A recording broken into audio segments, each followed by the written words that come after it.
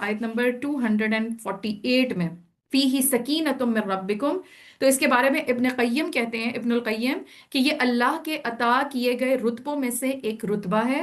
یہ رتبہ انسان کی ذاتی محنت اور کسب کی وجہ سے اسے نہیں ملتا. یہ جو سکینہ چیز ہے نا، اطمینان قلب، یہ اللہ کے رتبوں میں سے دیا ہوا ایک رتبہ ہوتا ہے. یہ کوئی بندہ اپنی ایفرٹس اس کو حاصل نہیں کر سکتا. اور یہ وہ اطمینان ہے جو کہ دلوں میں خوف کے وقت اللہ تعالیٰ جو ہے وہ انسان کے دل کے اندر ڈال دیتے ہیں، اور انسان سکون اور وقار پر قائم رہتا ہے. ٹھیک ہے. آزمائشیں اس پر اثر انداز نہیں ہوتی، غم اس کو نہیں گھلاتے، ایمان اور یقین میں اس کے اضافہ ہوتا چلا جاتا ہے، اور فتنے اس کو نہیں ہلا سکتے. تو اب آپ دیکھیں کہ کتنے سارے لوگ ہوتے ہیں نا جن کی زندگیوں میں آزمائشیں آتی ہیں، امتحان آتے ہیں. پھر میں کہوں گی کہ اگر ہم پیلسٹائن کے لوگوں کو دیکھیں جو ہمارے سامنے زندہ مثال ہیں، کہ اس سے بڑی آزمائش اور امتحان کس کے اوپر اور ہوگا. لیکن ہمیں کہیں پہ بھی ان کے چہروں پہ مسکراہٹیں بھی ہیں، ان کے چہروں پہ اطمینان بھی ہے، ان کی زبان سے پھر بھی شکر نکلتا ہے.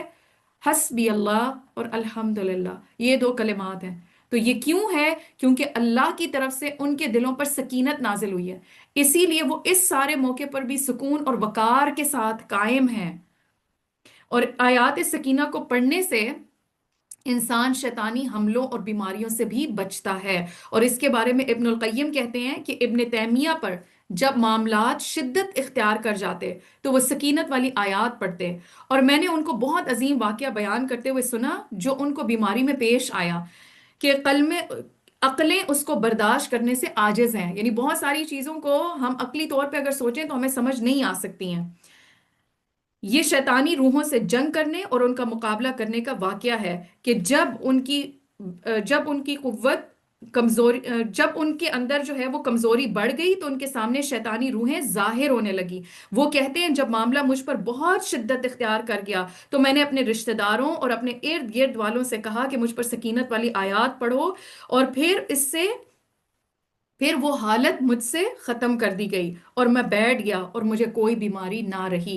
یعنی بعض دفعہ یہ حملے اتنے شدید ہوتے ہیں کہ چیزیں جو غائبانہ ہوتی ہیں نا وہ آنکھوں کے سامنے نظر بھی آنے لگتی ہیں، اتنی شدید یہ حملے ہو سکتے ہیں.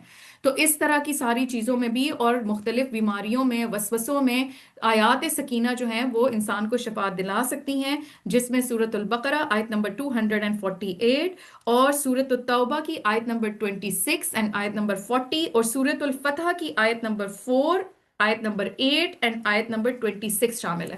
تو یہ ہم لوگ دورہ قرآن کے سٹارٹ ہونے سے پہلے جو آیات بیک گراؤنڈ میں چل رہی ہوتی ہیں وہ یہی آیات سکینہ ہے. تو اس لیے خاموشی سے ان کو سنیں اور سکینت حاصل کیا کریں.